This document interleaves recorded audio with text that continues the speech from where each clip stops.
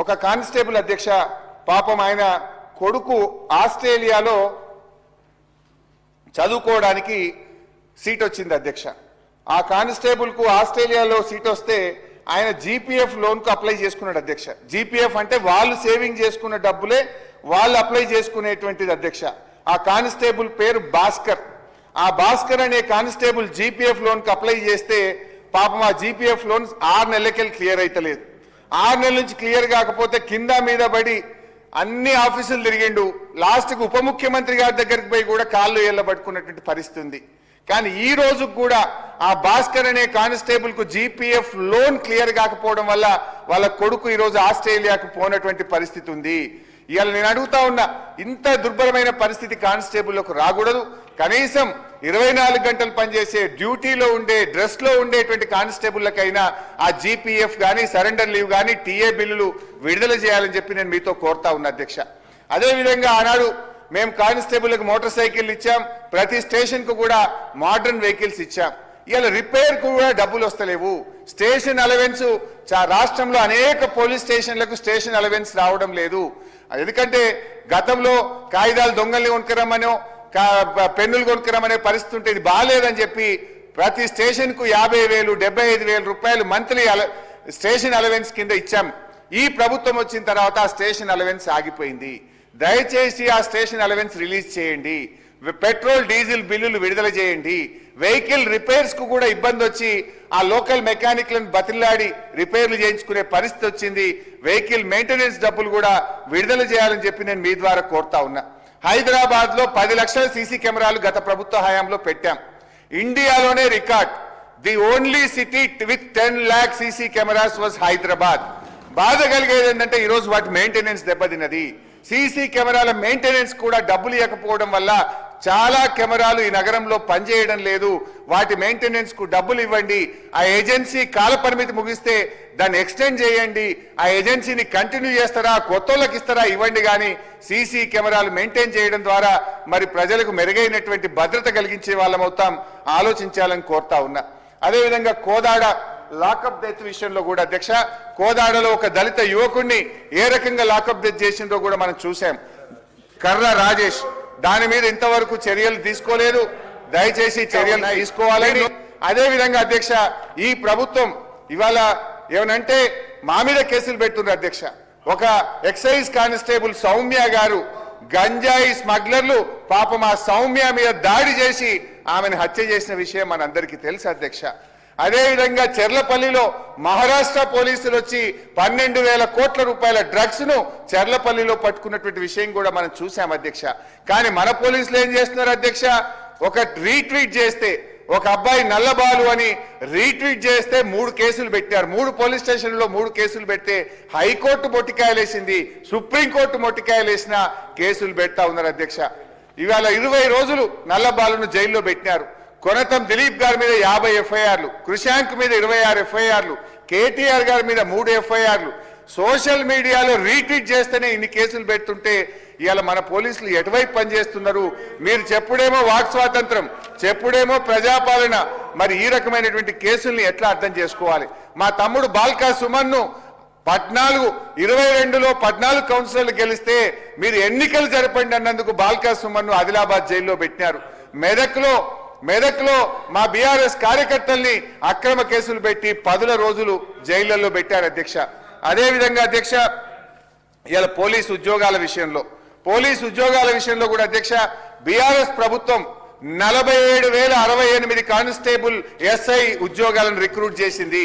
మా హయాంలో నోటిఫికేషన్లు ఇచ్చి 47,068 ఉద్యోగాలు మేము నింపాం. మరి మీ ప్రభుత్వం వచ్చినాక ఈ రోజు రాష్ట్రంలో 17,000 పోలీస్ కానిస్టేబుల్ ఖాళీగా ఉన్నాయి. మీరు నోటిఫికేషన్ ఇస్తామన్నారు. 2 ఏళ్ల 4 నెలలైంది. ఈ 17,000 కానిస్టేబుల్ ఉద్యోగాలు ఎప్పట్లోగా నింపుతారో కూడా ప్రభుత్వం చెప్పాలని చెప్పి కూడా నేను ఈ సందర్భంగా ప్రభుత్వాన్ని కోరుతా ఉన్నా అధ్యక్ష. అదేవిధంగా అధ్యక్ష, పొద్దున్నే మా అక్కగారు చెప్పారు, నేను దాంట్లోకి పోను కానీ ప్రమోషన్లు ఎస్ఐలు సిఐల ప్రమోషన్లు కూడా పెండింగ్ లో ఉన్నాయి. వాటిని కూడా పూర్తి చేయండి. గతంలో పెద్దలు రేవంత్ రెడ్డి గారు ఏక్ పోలీసింగ్ విధానం తెస్తామని చెప్పారు. ఏక్ పోలీసింగ్ అంటే అది బెటాలియన్ పోలీసులు, సివిల్ పోలీసులు, ఏఆర్ పోలీసులు ఒకే విధానం తెస్తామని గౌరవ ముఖ్యమంత్రి గారు చెప్పారు. మరి ఆ ఏక్ పోలీసింగ్ అమలు చేయండి అని చెప్పి పోలీస్ కానిస్టేబుల్ కుటుంబాలు సెక్రటరియట్కి వస్తే పోలీసు వాళ్ళ భార్య పిల్లల్ని వాళ్ళే అరెస్ట్ చేసేటువంటి ప్రత్యేకమైన పరిస్థితి రాష్ట్రంలో వచ్చింది. వాళ్ళను దాదాపు 20 మందిని సస్పెండ్ చేశారు. వాళ్ళు ఏమడిగారు? ముఖ్యమంత్రి గారు మీరు ఇచ్చిన మాట నిలుపుకోండి అన్నందుకు సస్పెండ్ చేశారు. మానవతా దృక్పథంతో సస్పెండ్ చేసిన ఆ బెటాలియన్ పోలీసులను తిరిగి విధుల్లోకి తీసుకోవాలని, ఇచ్చిన మాట ప్రకారంగా ఏక్ పోలీసింగ్ ను అమల్లోకి తేవాలని కూడా కోరుతా ఉన్నాం. అదేవిధంగా హోంగార్డులకు సంబంధించి కూడా ప్రభుత్వం చాలా మాటలు ఇచ్చింది.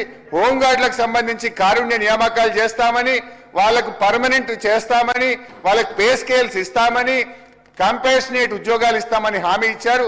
దయచేసి హోంగార్డులకు ఈ ప్రభుత్వం ఇచ్చిన హామీలు నిలబెట్టుకోవాలని చెప్పి కూడా ఈ సందర్భంగా మీ దృష్టికి తెస్తా ఉన్నాం అధ్యక్ష.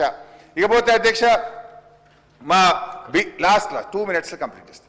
మా బీసీ కార్పొరేషన్ మంత్రి గారు పెద్దలు మా పొన్నం ప్రభాకర్ అన్న గారు, అన్న మంచోడు పాపం బాగా చేయాలనే తపన ఉంటది కానీ వారికి ఉప ముఖ్యమంత్రి గారి నుంచి సపోర్ట్ రావట్లేదు. నేను పొన్నమన్నను డెఫినెట్లీ మా అన్న ఇంకా కష్టపడి మంచి పేరు తెచ్చుకోవాలి. మొదటిసారి మంత్రి అయ్యిండు. మా జిల్లా, మా సిద్దిపేట జిల్లా, వారంటే మాకు ఎంతో గౌరవం అధ్యక్ష.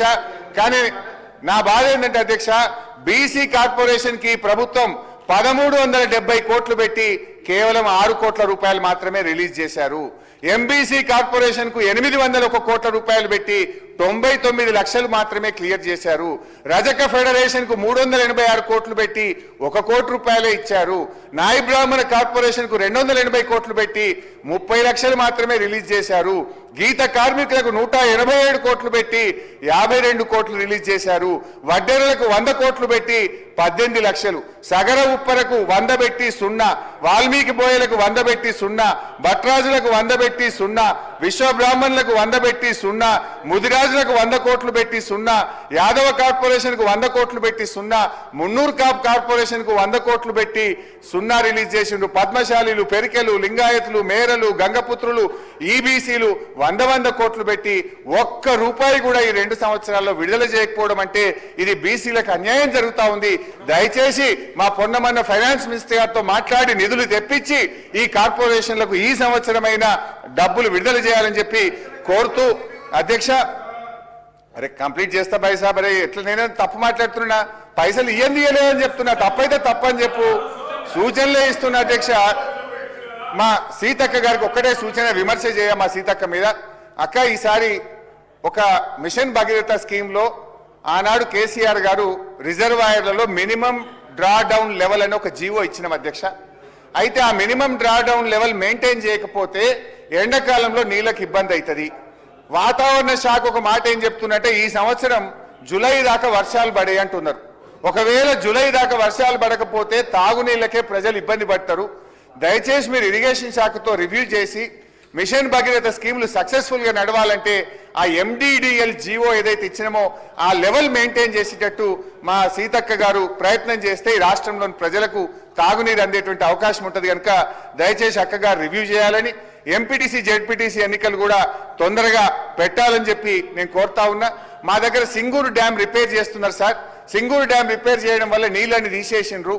అయితే సంగారెడ్డి, జహీరాబాద్, నారాయణ్ ఖేడ్, అందోల్ 5-6 నియోజకవర్గాల్లో మిషన్ భగీరథ ఎఫెక్ట్ అయింది కనుక ఆ 4-5 నియోజకవర్గాలకు ఏదైనా కొంత రిపేర్, మీరు డ్రింకింగ్ వాటర్ కొత్త బోర్వెల్స్ కానీ పైప్ లైన్ కానీ 5-6 నియోజకవర్గాలకు ప్రత్యేకమైన నిధులు ఇవ్వకపోతే ఎండాకాలం అక్కడ ప్రజలు ఇబ్బంది పడతారక్క.